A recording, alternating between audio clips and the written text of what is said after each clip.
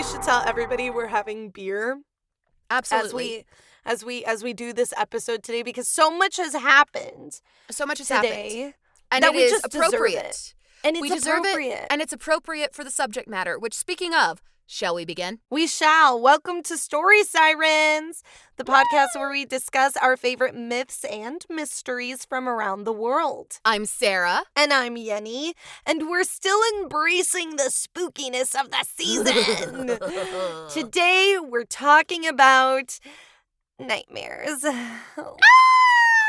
Yenny, what's the worst nightmare you've ever had? You know, I'm going to be honest with you. I don't think I have a worse nightmare because I'm pretty sure, like, my brain deletes them from my memory because of how traumatic they can get. Yeah. But I can tell you that my nightmare when something, like, bad happens to Alex or like a loved one just immediately makes me grab for him. And I have cried. Like, I have woken up like, oh, my God, are you alive? Are you okay? So, yeah. What about you? I don't usually remember my nightmares either, but you know what I do remember?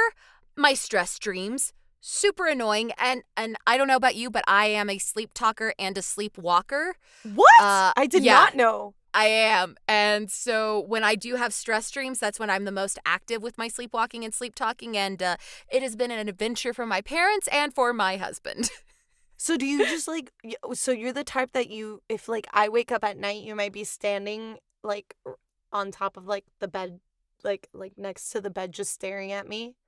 And, like, making coffee or something? I will go, if I'm sleepwalking, I will go about, like, normal everyday activities, and you can kind of tell that I really am just sort of, like, sleepwalking. You can tell I'm not there. That's creepy as fuck. I love you, but I don't want to sleep with you anymore. Hey, here's the better thing. My husband used to have, like, these Venetian carnival masks that would hang up in our bedroom that he got from Venice. And I woke up one night and I like sat straight up and I went, Jared, they're looking at me. Make them stop looking at me. And he shot out of bed, like grabbed a baseball bat and he's like, where? And his where woke me up and I was like, oh, I must have been dreaming. Night-night. Oh, I went right back to bed. In the name of Jesus, no. I can't. No, I think I slept with you. I mean, in your bachelor, we were all drinking, so I guess we were all slept. drinking, and you had to hear my snoring. I did, but then also at the convention that like we shared a hotel room at together, like we both behaved. It's fine. It's not like it's a regular occurrence. But you know what? Let's stop talking about me, Yenny. Let's talk about mankind as a whole. Did you know there are routine nightmares? Nightmares that people often have in common. But something bad happens to Alex in your dreams too? I try not to remember those dreams, Yenny. Oh, that's right. I told you, I try not to remember them. The stress ones. I feel like I have stress dreams too, so maybe we're having the same stress. When will I be in another anime? When will I get in the convention again?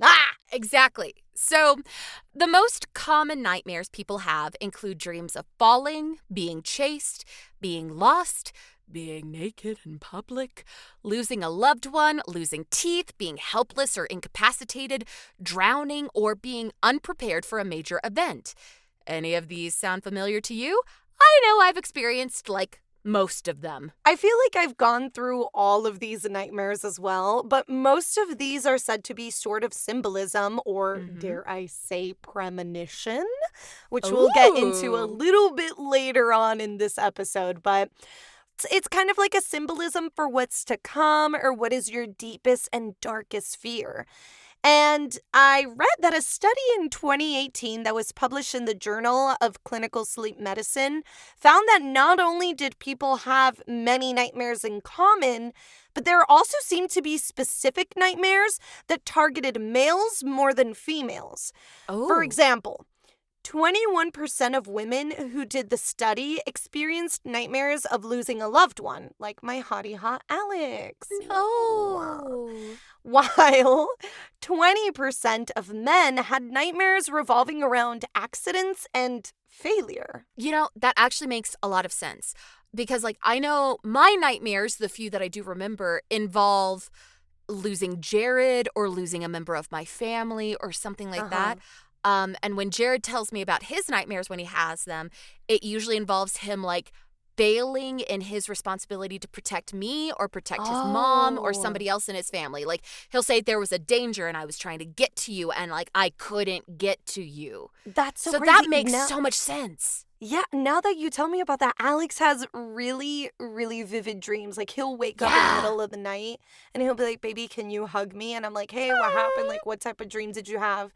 And and the same thing like Jared. It's like, no, something happened and I couldn't get to you, or I couldn't get to my friends, or I couldn't get to my mom. All these things. It's fascinating. It really but I think that comes also with some gender roles as well. Oh, like, absolutely. The men have protectors a more protective and providers. side. Yeah. And then us women are more, what's the word? We take care Nurturing? of stuff. Nurturing? Yeah, there you go. We take care of go. stuff. We do take care of stuff, too. We take do. care of everything.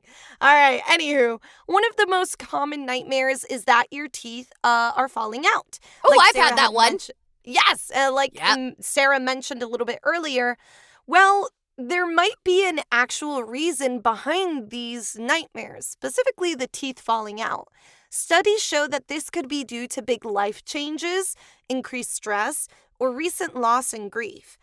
It's all your subconscious trying to tell you something that is or might be happening in your life that perhaps you fully haven't come to terms with. I would like to add that the study of one's dreams is difficult, since we can't really see what's going on. I know that there's been a lot of movies about this and stuff, but we're not there yet. While brain imaging has helped us find patterns of brain activity while dreaming, it's still a mystery to scientists. But, that's still kind of exciting, don't you think? The unknowns of the natural world. Spooky. Oh, spooky spooks. It's perfect for this time of year. So, yes. As we move on from the scientific aspect of nightmares, we're just going to let you know, dear listeners, we're going to be bouncing all over the globe in this episode and very quickly touching on various nightmare and sleep paralysis myths. So, here we go. Good luck. Now, of course, being the little nerd that I am, I have to start with etymology. So, we call bad dreams nightmares in English thanks to the word mare, coming from the Old English word for an evil goblin. Also from the Proto-Germanic maron, the Icelandic mara, the Old French mar, the Greek moros, meaning death. Real quick, isn't mare a horse? Isn't that like a horse You thing? are correct in modern English, but in Old English and older languages that predate English, absolutely not. Oh. Well, this makes sense that you're having, we're talking about horses because you had a nightmare with a horse. I did. It was a real mare. Awake. Yeah. It was a real mare. I was awake. A daymare. Yeah, a daymare. Yeah, for our listeners who might not know, last week I was riding my mule and we were working cattle and something scared her. We think it was a rattlesnake and she threw me and then she stomped on my leg. So I'm okay. She's okay, but it was not a fun experience. So it was not. I got a play-by-play and pictures for every single day. I got Sarah's legs for days in my phone. I had to I have legs for days, so Yenny is very fortunate. But yes, I'm still sending updates. But Anyway, not talking about the nightmarish bruise on my leg, all of the words that I mentioned earlier, the Greek, the Old French, the Old German, the Old English, owe their roots to the Proto-Indo-European word mer, M-E-R, which was a word associated with phrases like to harm, to crush, or to oppress. So the word nightmare has little to nothing to do with female horses. I am really proud of myself because I thought of mare.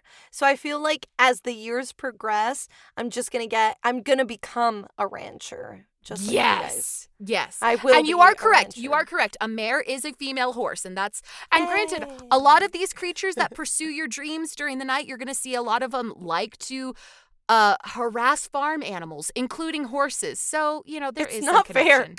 Leave the farm animals alone. Right, leave the animals alone. So, as a side note, in the Bible, Ruth's mother-in-law, Naomi, changes her name to Mara during her time of suffering, which meant bitter. So, words are cool. That's all I have to say. Oh, wordplay. Right? So, the mythical creature, the mare, or the Mara, in mythology was an evil creature, often a shapeshifter, and they were generally found in European folklore, most often in Germanic folklore. So during the night, this creature would sit on a sleeping person's chest and give them terrible dreams. They would also steal horses and ride them throughout the night. So in the morning, the horses would be sweating and exhausted. I'm just going to start thinking every time I see the word nightmare, I'm just going to think about horses. As you should. I mean, I feel bad just because, like, you can ride a horse to exhaustion, like where they die from exhaustion. So I'm like, these little goblins need to be stopped. So Nordic mares, the creature, not the animal, were often were often thought to be evil witches, where Polish mares were women who could be turned into this creature if they had been spurned by a lover, had their name mispronounced during their baptism, misspoke a prayer, or had 2 different eye colors. Again, this is something where it's like such specifics. Like, you really imagine, like, what if your name is Kayla instead of Kayla? That's it. Done. Exactly. Demon. Nightmare. Like, I mean, the number of names that get mispronounced on a daily basis, like, please don't turn into a nightmare because of this. My Just gosh. bear with us as we're trying to learn the name. So mares and maras were also associated with succubi and incubi, the male equivalent of the female love sex demon. But mares and maras tended to be female. We can be nightmarish if we want to be. Heck yeah, we can. Saying. Yeah. Heck yeah. So, speaking of sitting or sleeping on someone's chest, this reminds me a lot of sleep paralysis. So let's get into that real quick because we're going to be going through it so much throughout this episode. Great idea. We've all experienced at least one, and it isn't news that before science came along and explained it, most people thought that they were being visited by some sort of demon. Because again, back in the days when there wasn't science, it was all based on a religion and, like, everything's a demon. And that's that. I mean, it's scary enough that makes sense if that's what they would attribute it to. I think this comes from, like, our last episode, speaking of werewolves, where fear can be the answer to everything when it comes to someone's, like, lack of judgment or a rash decision. Fear really motivates people to maybe do bad things because they're just trying to save themselves. Totally. So, food for thought. Anywho, they weren't completely wrong, okay? Because they did see it with their own eyes.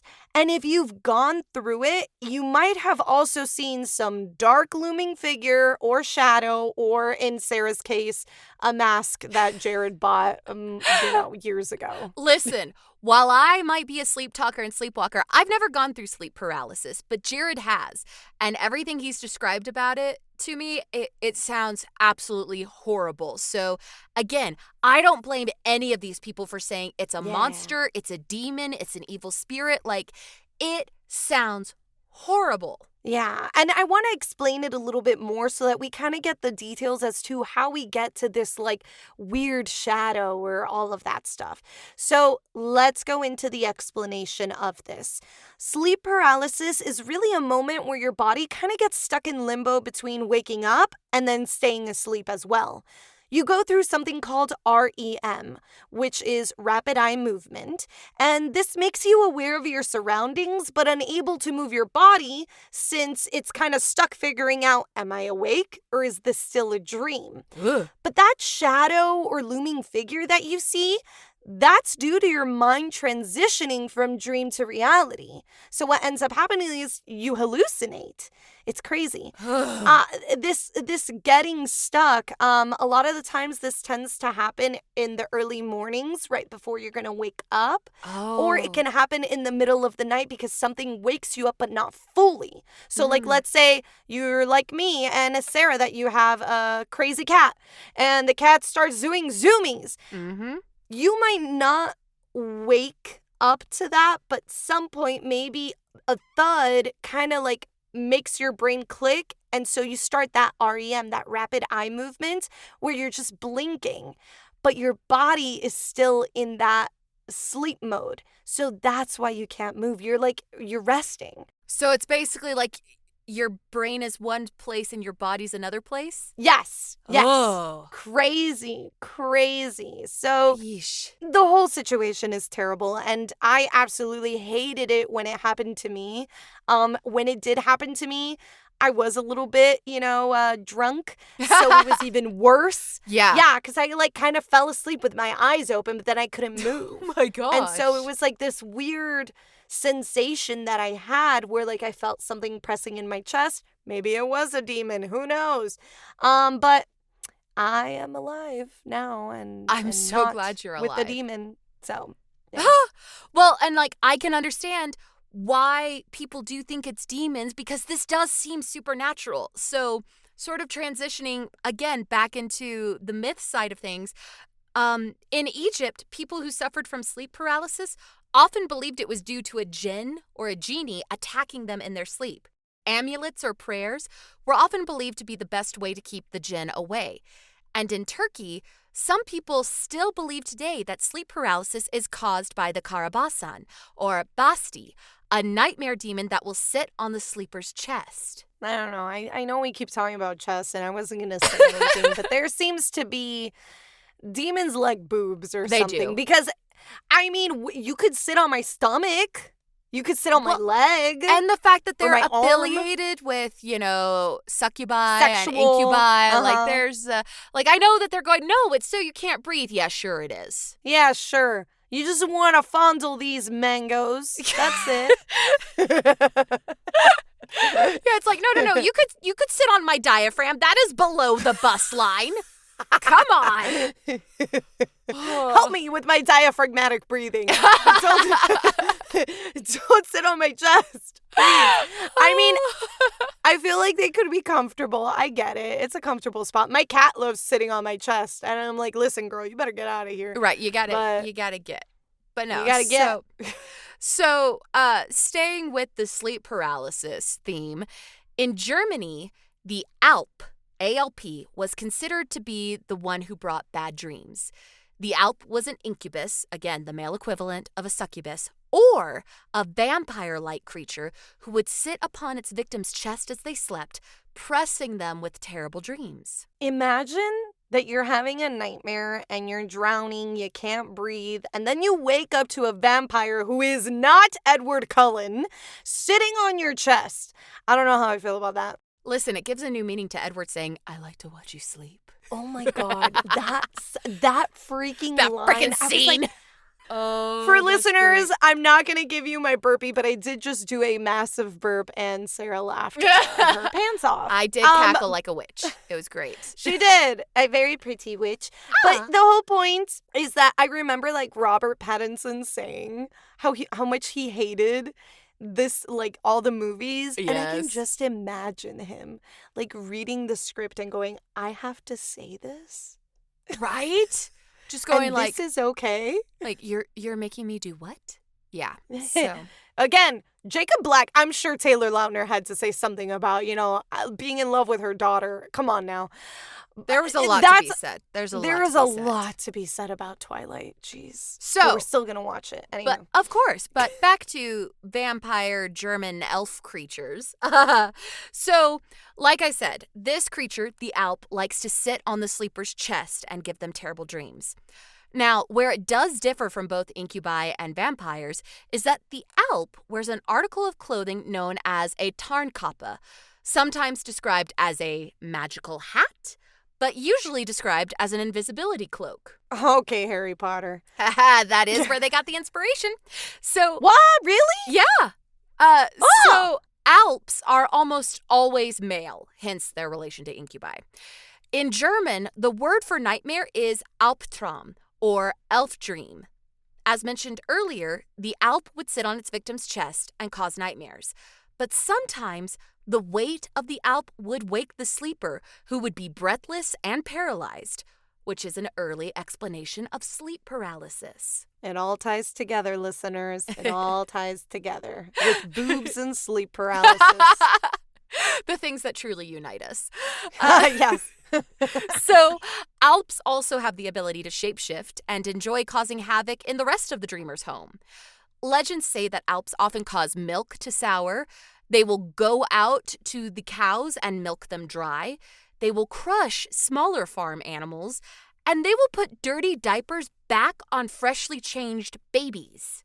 Okay, this is totally messed up, okay? That's evil. Leave the babies and the tired mommies out of this, okay? Right? I have changed so many diapers in my life because my whole family is just filled with children all around, and I'd rather have my cow dung dried up than slap a dirty pamper on my nephew and niece again. Have you ever cleaned orange poop? It's so bad. Listen. It's terrible. Nobody wants to go through that. No. Nobody wants to. Like we don't go like, yes, it's the morning. It's time to change a dirty nappy once again. No. That's what we wake up for. No, not at all. You know what? I don't like this one. This is the worst one. Cool. This Alp creature here. Well, here, let me tell you how to keep the Alp away from your house. So, yeah. Wards to keep the Alps away include candles burning during the night. Hello, early night light. Sealing doors, windows, keyholes, and any other crack or crevice that they may enter the home through. Hanging iron horseshoes on bedposts. Placing a broomstick under a pillow.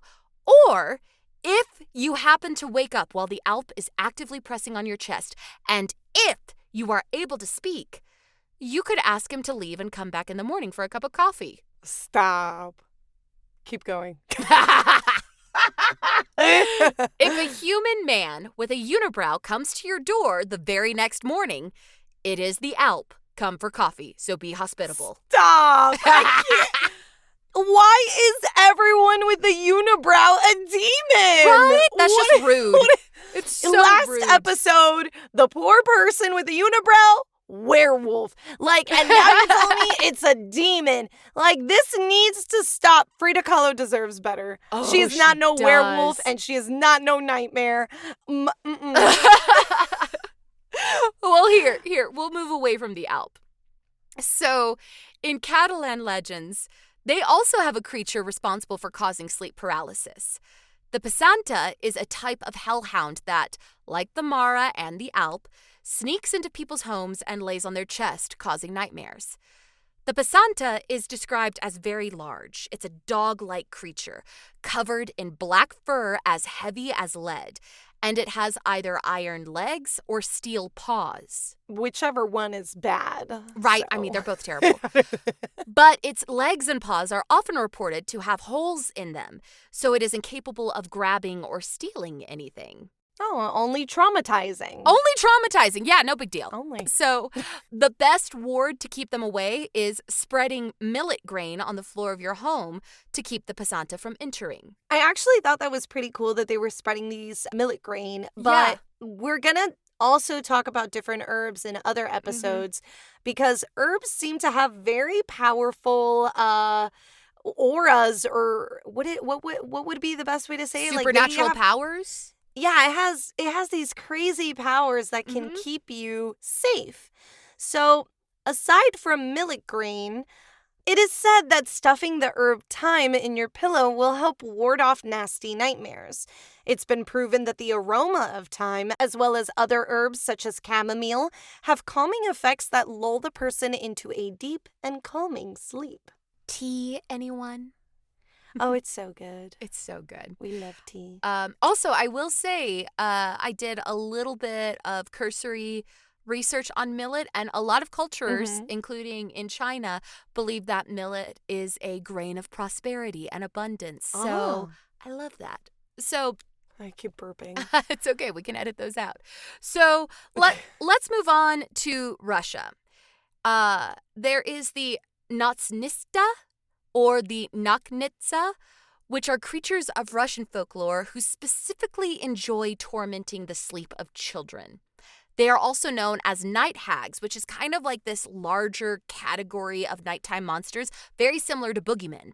But night hags, or Naknistas, are reported to be made of shadow, and when you can see them clearly, they take the form of an evil-looking old woman. Like the earlier mentioned creatures, Naknitsas enjoy sitting on the chest of children, making it difficult for them to breathe as they struggle in their nightmares. Now, once drawn to a particular child, the Naknitsa will continue to visit that child and draw life energy away from them during the night. I mean, why do they have to target children? I Why know. is almost all myths are need to get that baby. They're extra I need evil. to use that baby. They're extra evil. Leave them be. But I was also thinking that maybe this is why babies wake up in the middle of the night. Not because they're hungry. No. It's because the night hag has come by and sat on their chest. Listen, that would wake me up, okay? That would wake, yeah. I feel bad for babies. Oh, these poor babies. Well, fear not. Mothers were cautioned to keep iron near the child's bed, or a stone with a hole in the center as a protective amulet. Children were told not to sleep on their backs with their hands over their chest, as this position was associated with death and was sure to draw the attention of the Naknitsa. How can you stop a baby from doing that? Again, it's one of these things where I'm just like, we're trying here. We're trying. We're telling you guys this stuff, but I'm sure you're shaking your head too. Are you going to stop a baby from doing that?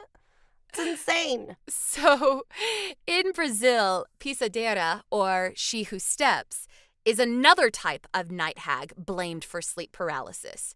She is described as being tall and skinny, having glowing eyes, tangly white hair, long fingernails, and greenish teeth. Listen, pisadeira, I have a great nail lady and a dentist I can recommend too, because unless you really want to, your teeth should not be green. They should not.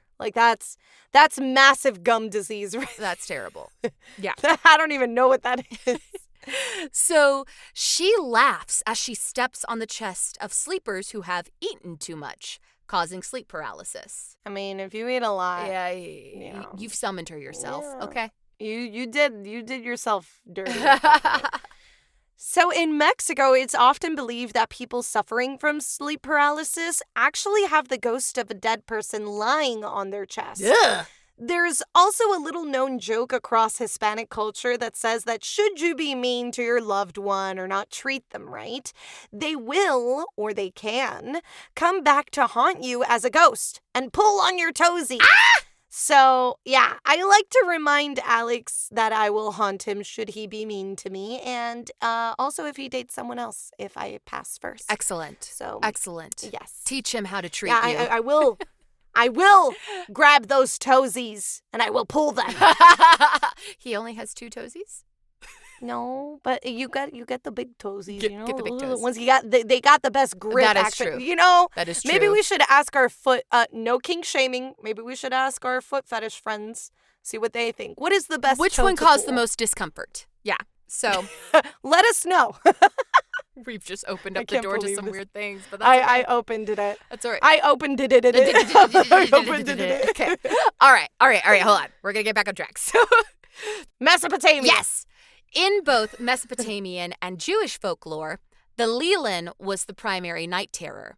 They were thought to be nocturnal, hostile spirits or succubi, and they would attack the dreams of men, women, and children alike. A protective amulet was thought to keep them away. Some believe the Leland corresponds to the Sumerian Lilu creature, the Akkadian word for a masculine demon. The Lilu actually appears in Tablet 12 of the Epic of Gilgamesh, as it said that Gilgamesh's father was a Lilu. The drama of Gilgamesh thickens. I really need to read it. Sarah did send it to me, and it's super thin. It's such a thin book. Yeah. And it's a cool read. It's a cool adventure. So, nice. In Greek mythology, the goddess of night, Nyx, had several children. Among them are Thanatos, the god of death, Hypnos, the god of sleep, Moros, the god of doom, Aether, god of the sky, Hemera, goddess of the day, Eris, goddess of discord, and a group of brothers known as the Oniroi. Wow. There's a lot of ACOTAR and Marvel names going on here. So the Oniroi, unlike their mother, were not gods or demigods, but spirits, in Greek, daemons. Among them was Epialus, also known as the Meles Oniros, the Black Dream. He was the personification of nightmares. Ooh. Some scholars label him as a rival or opposite to Morpheus, god of good dreams. The Greeks also have Melanoi, a chthonic underworld goddess or nymph. Nah, Mela what? Melanoi. Manoi. Listen, that episode scared me as a child. What? Yes. That episode has stayed with me for, I think it's now like a TikTok Obviously. trend. I think now it came back. Oh my God. I Listen, loved it. long live SpongeBob. Long live. I liked the old SpongeBob. Yes. I think Yes. I think most of our generation grew out of it in the same time period. Oh, for sure. But that it like swapped over to the new directors. Yeah. Manoi was that Manoi SpongeBob. Solid. Doodle Bob. He was Doodle the Bob. one. Doodle Bob. Doodle Bob. Oh my God, brings back memories. Anywho, continue with Manoi. That also reminds me of Nemo. An anemone? Don't hurt yourself, kid. So anyway, Melanoi was an underworld goddess or nymph. She was the daughter of Persephone and Zeus, who tricked Persephone by disguising himself as Hades because, Zeus is the worst. He is. Persephone was filled with rage when she learned that she had been tricked. So Melanoi, as a result, was prone to dark thoughts, according to mythology. She was tasked with bringing nightmares and sometimes insanity to humans. Now, Melanoi is described as beautiful, wearing yellow or golden-colored dresses, which is a color similar to the glow around a full moon, and reserved only for celestial goddesses. And she's also described as either having a green tint to her skin. Oh, back again with the green. Back with the green. Or being literally black on one half of her body and white on the other half, showing her parentage being half of heaven and half of the underworld. During the night, she would wander the earth, followed by the ghosts she tended to, and she would spread terror to anyone who saw her. Although all of this seems extra scary, I would like to bring up the game Hades again. Yes! Since Manoi will be the main character in the second installment of the game. But I also wanted to bring up how you said that she was prone to dark thoughts, according to mythology, sometimes bringing insanity, because this is a very traumatic story. Your father is, your mother is now being told that she has this kind of like bastard child, but it's not the case. She was completely tricked. She was tricked. Now, Melanoi has to deal with this for her, I guess, immortality, right? For the rest of her days. Her existence. Exactly, her existence, because she's not really a part of the underworld, but she also is, because she sticks with Persephone most of the time and follows more of what her real father would have been, which is Hades. Right. And there's a lot of association between Melanoi and Hecate. And there is some association with the fact that Persephone was able to come and go from the underworld, and Melanoi has that ability. But definitely the circumstances of her conception and birth do play a very large role in the entirety of her mythos. So, right. So moving on from the Greeks, in African mythology, nightmares were often viewed as a warning sent from the spirit world or from ancestors. They were not something to just forget when you woke up. They were meant to tell the dreamer, as well as the entire community at large, of a problem that required resolutions. For the Yoruba people of southwest Nigeria, nightmares are the result of spirits fighting each other during the night. The term Organ Oru means nocturnal warfare and is attributed to a demon invading the body of a sleeper. There's similar themes found in Chinese mythology. Nightmares, also known as Fatmong in Cantonese, thank you, Alex, should not be taken lightly. There's also some kind of symbolism involved, specifically if a past loved one comes into your dreams. It's said that should you have a bad dream, once you wake up, immediately talk about them. This is done as a means to break the effects the dream might have. There's also a type of dream called the entrusting dream, though unfortunately I do not have the Cantonese word for that. The Mandarin one is Ji Meng, which consists of dreams about specific family members or, weirdly enough, deities. Oh, that's cool. Yeah, it's super cool. None of these should be taken lightly, for they are trying to send you a message. The problem here, Sarah, is that they may not be able to voice the exact problem you may face soon. It is up to you to interpret what small amount of information they give you to help you in the coming future. So I think it's like a part of like law, like you can't meddle with someone's future. You could like give them warnings, but not the entire message. Right. Cool. Right. All right, I really like that.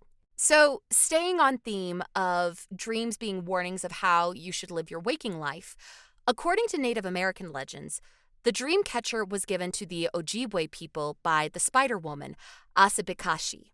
She was the guardian of children and of the entire Ojibwe people. But as the tribe's numbers grew and they covered more and more geography, she found it difficult to keep a close eye on all of them. So, she taught the women of the tribe how to make the dream catcher in order to spread her powers of protection further. She told them to hang it near the cribs and beds of their sleeping children. The webbing of the dream catcher would catch any harm that was sent towards the child. Bad dreams that were caught and held in place by the dream catcher were held there until the sun rose and could burn away. The feathers of the dream catcher were meant to be a ladder that the good dreams could use to climb down to the children. The beads in the webbing, if there were multiple, were meant to represent bad dreams and evil thoughts that had been sent towards the children. And I never knew the exact meaning of dream catchers, so this is like such a cool, there's always something to everything, right? There's a symbolism, a meaning to it, and this one's so pretty. I love this one. It's a very beautiful story. I love this one too. Yeah, so if there were multiple beads in the dream catcher, that was supposed to represent bad dreams that had been caught.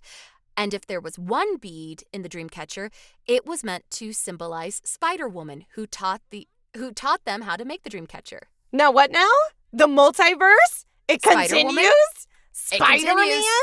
Oh, I'm so ready. I would actually really love to see her as an interpretation in the Spider-Verse in the most respectful way possible, but that would be really cool to see her. Yeah. So for the Lakota people, the dream catcher is also a trusted tool to help protect sleep and provide clear visions of the future. In Lakota legends, the great and wise trickster spirit, Iktomi, appeared in the form of a spider and taught a spiritual elder of the Lakota how to weave the web of the dream catcher inside of a willow hoop. So here we could figure that most dream catchers, it comes from something to do with a spider web. Exactly. Which is why you see all the little tiny holes and everything. Exactly. Yeah. So the hoop's circular shape was significant, as Iktomi told the spiritual elder that life is cyclical and that there are good forces and bad forces at work in each stage of your life. Using the dream catcher would help the good forces win out against the evil forces, granting a restful sleep and helping the Lakota people make wise choices for their lives. So dream catchers are far more significant than just a means to keep nightmares at bay. It's so pretty. It is.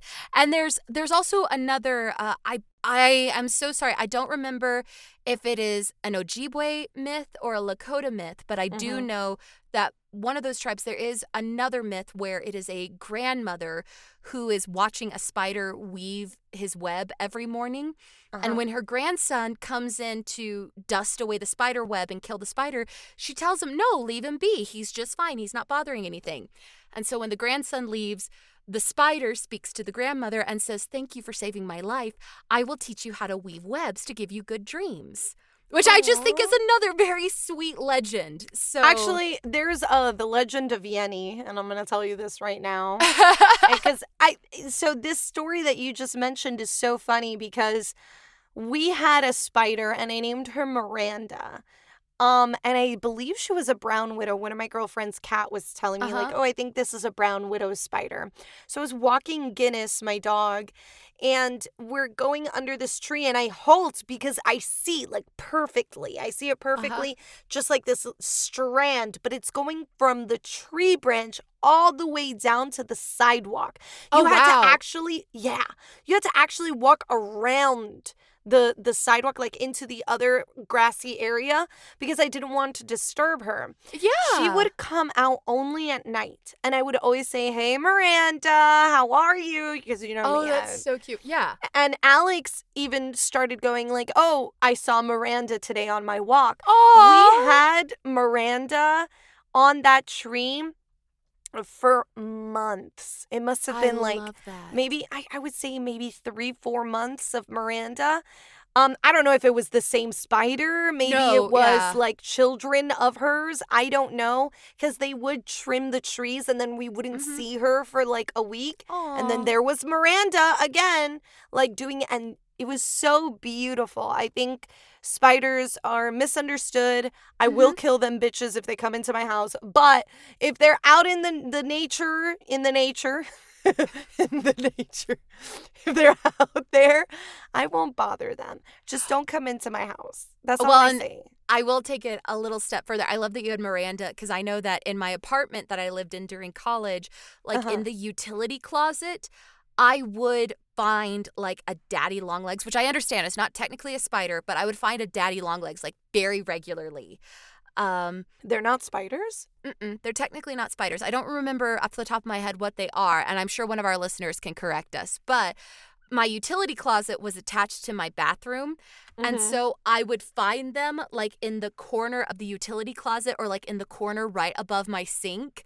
And I always told them, like, if y'all could just stay up there and not down where I'm living, like, we're at peace. And I'm pretty certain I went through like 5 generations of daddy longlegs and never had a bug problem. So I was very appreciative of them.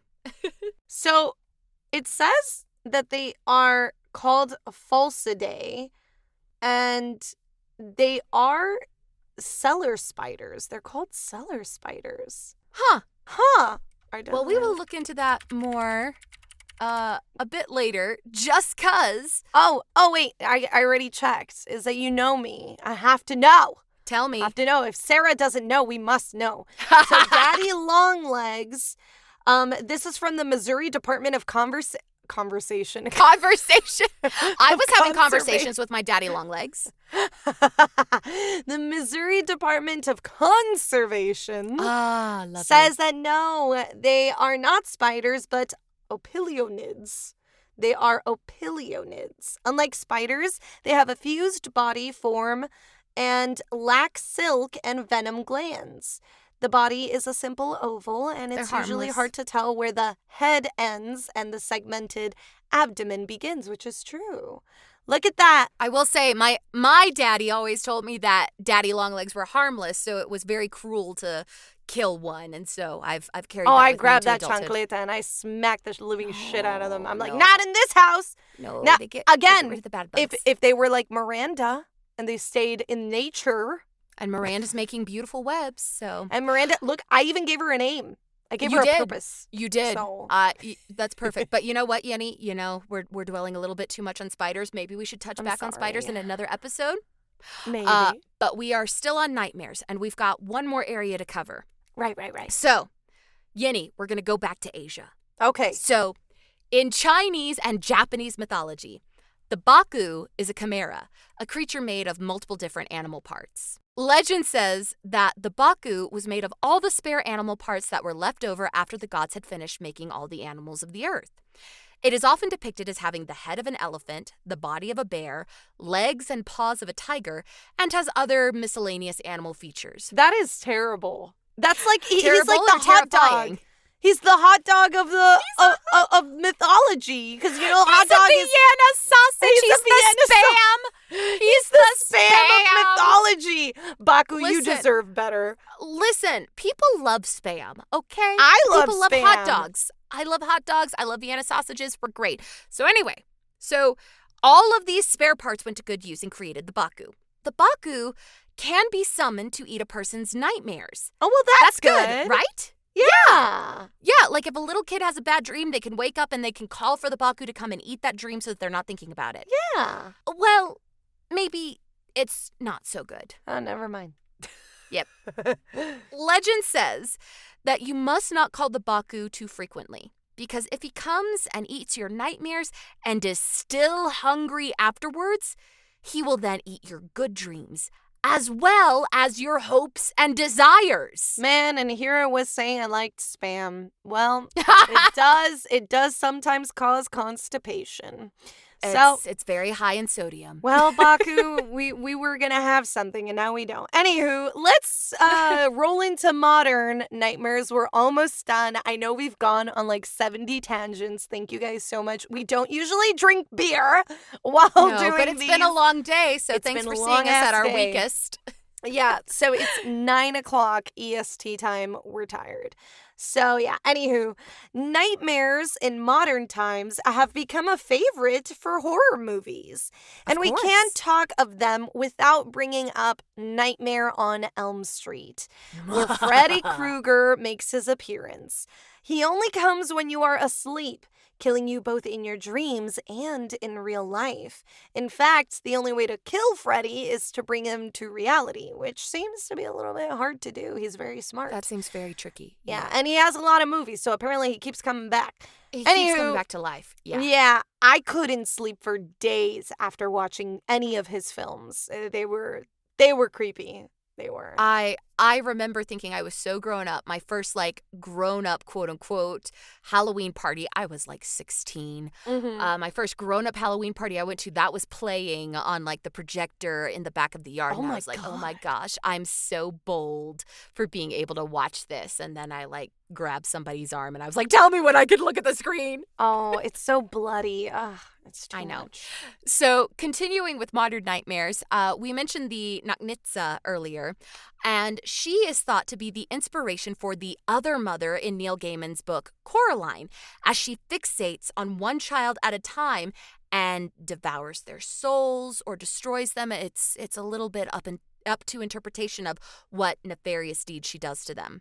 But like in the traditional legends, Coraline is able to use a stone with a hole in it to protect herself against the other mother. Oh my gosh, that's right. Right? By the way, that movie was traumatizing, and we were older when that came out. I think we were already late teens. Well, I think we were in 9th grade. I remember going to see it in the theater with my high school best friend, and I think we were 9th and 10th grade. Yeah, dude, that thing messed me up. And that was a little show. That was a little stop motion, but it messed me up. Well, here, moving from fantasy trauma to real-life trauma, recent studies have suggested that the frequency of nightmares and social media usage are related.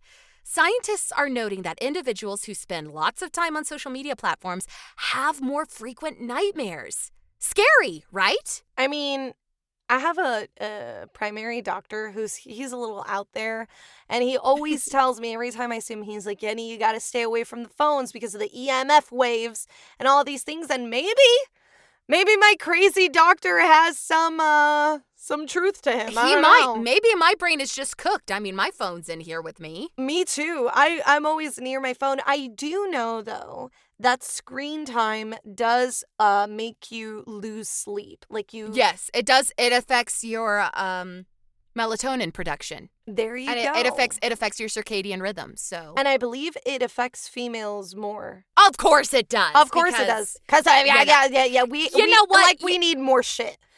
We need more. Yeah, Yenny, give us our siren call. Yeah, I'm sorry. Anyways, let's get to the siren call before we get angry.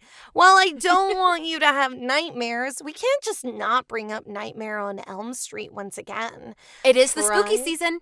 Yeah. Try it if you dare. It's okay if you don't, though, because no judgment. I don't want you to sleep, with nightmares. I want you to sleep calmly.